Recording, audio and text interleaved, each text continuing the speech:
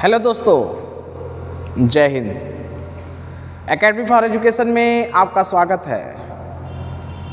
हम daily by daily आज का दिन इतिहास में क्यों खास इसके बारे में बातें करते आ रहे हैं। इसके अलावा हम बात करते हैं उस टॉपिक के बारे में जो उसी दिन वो घटना घटी रहती है। इसके अलावा हम ये भी बात करते हैं कि आज का करंट अफेयर्स है क्या, तथा ये भी बात करते हैं इम्पोर्टेंट फैक्ट ऑफ साइंस। तो एक ही वीडियो में हम 6 से 7 मिनट 8 मिनट में आपको बहुत सारे इन्फॉर्मेशन देते हैं जो आपके आने वाले जो कॉम्पिटिटिव एग्ज़ाम है या तो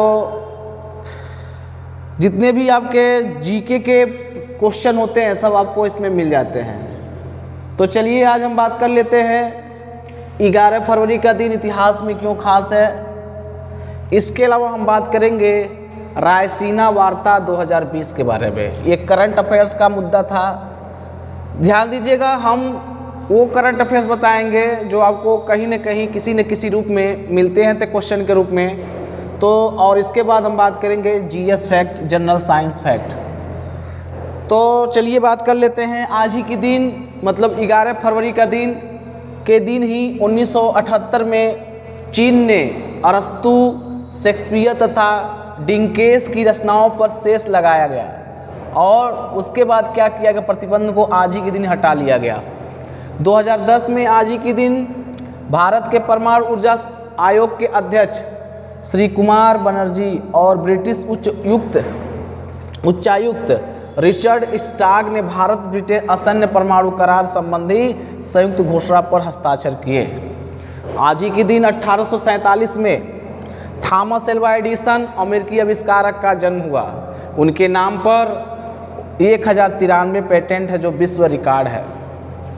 आज ही के दिन 1990 में ही नेल्सन मंडेला, जो पहले दक्षिण अफ्रीका के ब्लैक प्रेसिडेंट, जो 27 साल जेल में रहें और आज ही के दिन छूटे, जो 1964 में जून 1964 में राजद्रोह एवं साजिश के तौर पर आरोप में गिरफ्तार कर लिए गए थे। आज ही के दिन 1977 में अपने देश के राष्ट्रपति फखरुद्दीन अली अहमद का निधन हो गया। 1933 में आज ही के दिन गांधी जी के साप्ताहिक प्रकाशन हरिजन का पहला अंक पूरे से प्रकाशित किया गया।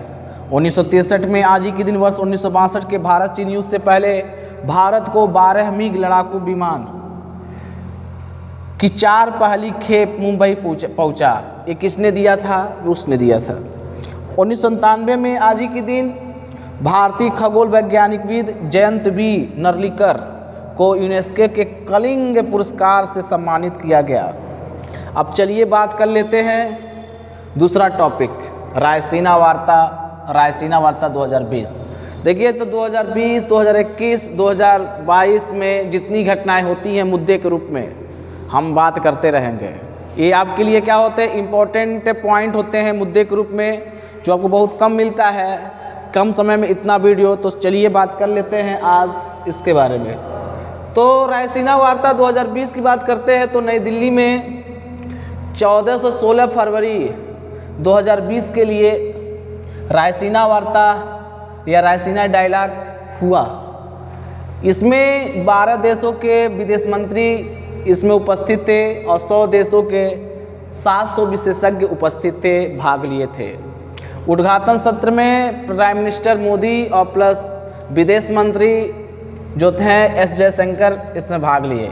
वैश्विक कूटनीति पर यह आयोजित होने वाला एशिया का कार्यक्रम है। ये 3 दिवसीय कार्यक्रम था जिसमें 80 सत्रों का आयोजन किया गया।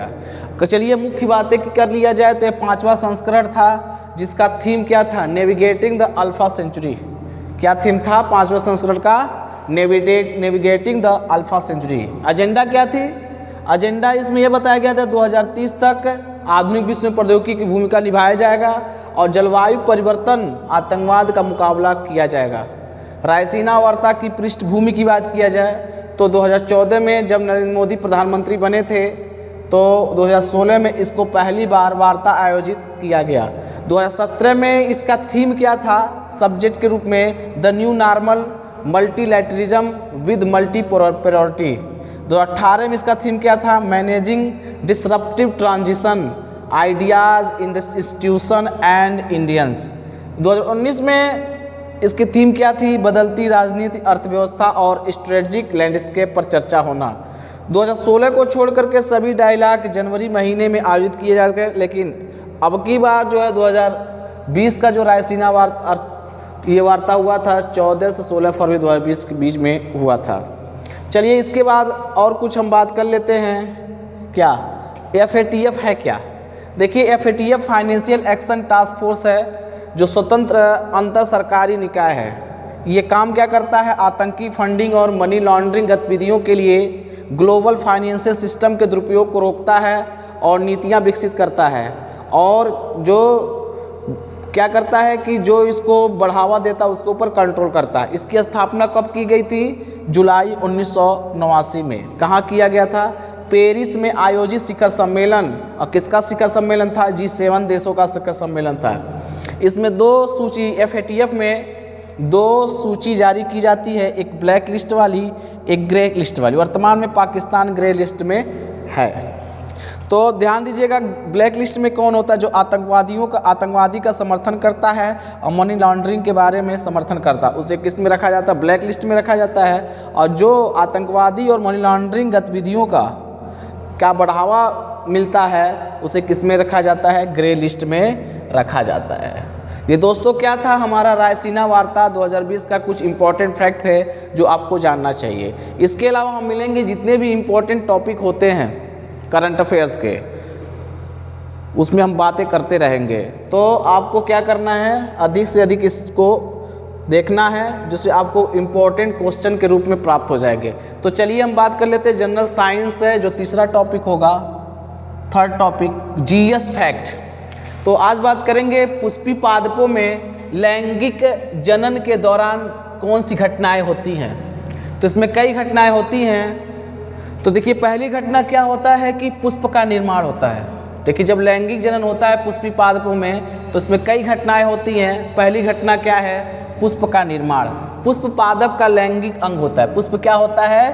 पादप का लैंगिक अंग होता है। दूसरा क्या? युग्म जनन में परागकोश में परागकणों का, जबकि अंडाशय की बीजांडों का निर्माण होता है। ध्यान दीजिएगा, युग्म जनन में क्या होता है? परागकोश में परागकणों का निर्माण होता है, जबकि अंडाशय में किसका निर्माण होता है? बीजांडों का निर्माण होता है। तीसरा, परागण में किसी पुष्प के पुंकेसर से उसी पुष्प या उसी जाति के किसी अन्य पुष्प के वर्तिकाग्र तक परागकणों के पहुंचने की क्रिया होती है, जबकि निषेचन परागकणों में स्थित एक अगुणित नर युग्मक तथा बीजांड। देखिए ध्यान दीजिएगा, निषेचन में क्या होता है? परागकणों में स्थित एक अगुणित नर युग्मक होता है तथा बीजांड में स्थित अगुणित अंड कोशिका का संयोजन होता है। और जब हम क्या करें, अगली बात करेंगे, अगले पॉइंट की बात कर लेते हैं। तो अगले पॉइंट में अगला पॉइंट क्या है? भ्रूणोद्भव है। कौन सा पॉइंट है? भ्रूणोद्भव। देखिए, जब निषेचन के पश्चात एक द्विगुणित उग्मनज का निर्माण होता है, जब निषेचन के पश्चात एक युग्मनज का निर्माण होता है द्विगुणित, तो जो कोशिका का विभाजन के द्वारा एक बहुकोशिकी भ्रूण में क्या हो जाता है? परिवर्तित हो जाता है। तो किस में परिवर्तित हो जाता है? बहुकोशिकी भ्रूण में परिवर्तित हो जाता है। अगला पॉइंट क्या है? बीज और बीजांकुर का निर्माण होना। अगला पॉइंट क्या है? बीज और बीजांकुर का निर्माण हो रहा। जब भ्रूण परिपक्वन हो जाता है और उसका जब निर्माण हो जाता है तो भ्रूण परिपक्वन के पश्चात बीज में परिवर्तित होता है। प्रसुप्त बीज अंकुरण के पश्चात बीजांकुर कहलाता है, जो कि एक नवोद्भिद पादप उत्पन्न करता है। नवोद्भिद पादप का मतलब क्या है? एक नए पादप की क्या होती? उत्पत्ति होती है। तो दोस्तों, क्या हम बात किए हैं? पुष्पी पादपों में जो लैंगिक के दौरान निम्न घटनाएं होती हैं, इसके बारे में हमने बातें की है। तो हमने आज 3 पॉइंट को बात की है, 3 फैक्ट के रूप में, कि 11 फरवरी का दिन इतिहास में क्यों खास है, इसके बारे में। दूसरा पॉइंट क्या बात किए हम, कि रायसीना वार्ता 2020 के बारे में बात की, जो करंट अफेयर था उस समय का। और तीसरी बात किए हैं GS fact, general science fact, जो इम्पोर्टेंट फैक्ट है, किसी न किसी एग्ज़ाम में क्या है? पूछा जाता है। तो यहीं पर हम इम्पोर्टेंट फैक्ट की बातें कर लिए हैं। इसी तरह से मिलते रहेंगे, कल मिलेंगे तो इसके आगे बात करेंगे। Thank you very much.